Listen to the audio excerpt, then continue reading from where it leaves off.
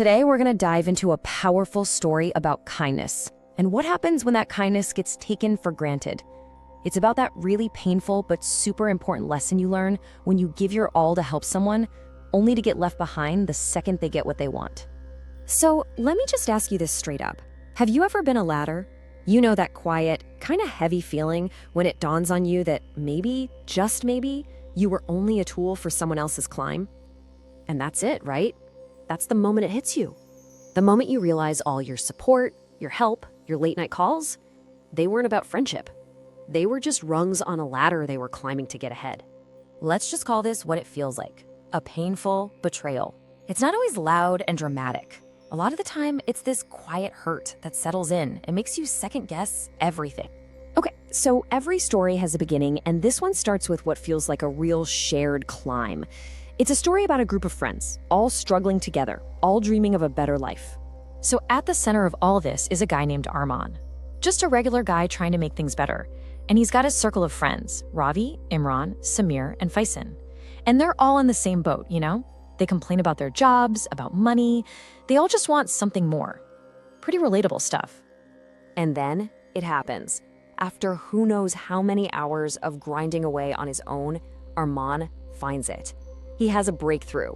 But what he does next, that's what really matters.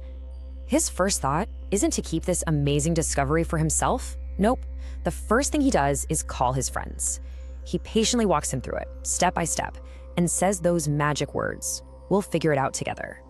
He's not just giving them a fish, he's teaching them how to fish, and he's right there with them.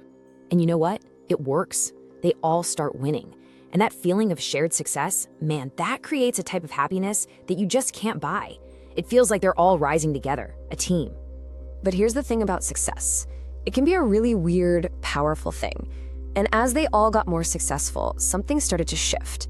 The journey took a turn toward this slow, kind of painful disconnect. It wasn't like one big fight or anything. It was a fade. Those late night brainstorming calls, they turned into calls that just weren't answered. The constant questions stopped coming, and the group chat, once buzzing with excitement, just went quiet. It's the classic pattern, right? Once people don't need you anymore, they create distance. And then you start getting those replies, the short, dry, dismissive ones. "Yeah, bro, I've been working, I'll check it later." We've all seen that text. It's code for, "This isn't my priority anymore." Oof. And then comes the final blow. Arman scrolls through social media and sees his friend Ravi posting about his big success, taking all the credit with not a single mention of how it all began. And look, it's not even about wanting a shout out. It's the sting of being completely erased from a story you helped write. So that brings us to the aftermath, because it's in the quiet, in the silence from his friends, that Arman starts to find a totally new kind of understanding. And in that quiet, this one simple, brutal thought finally becomes clear in his head. It's not angry. It's not vengeful. It's just a quiet, heavy truth. They don't need me anymore. His job was done, and apparently, so is the friendship. You know, this feeling is so universal, we can actually put a name to it. The giver's realization.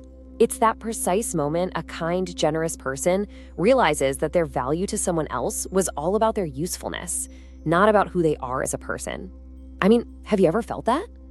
This is the hard-won wisdom Arman gains. He learns that not everyone who's walking next to you is actually walking with you.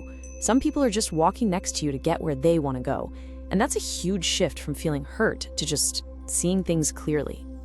And this is the really amazing part. This realization doesn't make him bitter or cynical. It gives him clarity. He isn't broken. He's just wiser.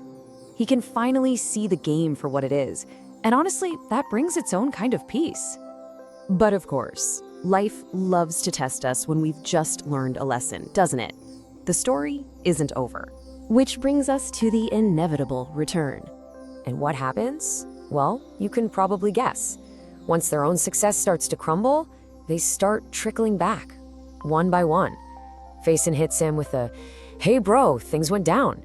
Ravi asks if he's free. It's so predictable, right? Silence when things are great, and this sudden hey when they fall apart.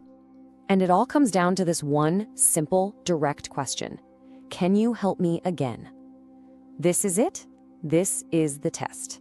How is the new, wiser Armin going to handle this? Is he going to react from that old hurt or from this new place of understanding? And that brings us to the real solution here, the big takeaway: kindness with awareness. This isn't about becoming unkind, not at all. It's about changing how you're kind so you don't get burned. So what does he do? He says yes. But, and this is a huge but, his yes is totally different this time. He agrees to help, but it's not coming from a place of needing their friendship or approval. He helps because that's who he is. But the crucial part, his inner peace is no longer attached to them. He's detached. So how can we actually do this in our own lives? Well, it kind of boils down to this. First, give without expecting anything back. Second, pay attention to what people do, not just what they say. Actions tell the real story. Third, and this is the most important, protect your peace above all else. And finally, be selective. Choose who gets the best of your time and energy. And all of this leaves us with one final big question to really think about for ourselves. Is your kindness a gift that you give freely?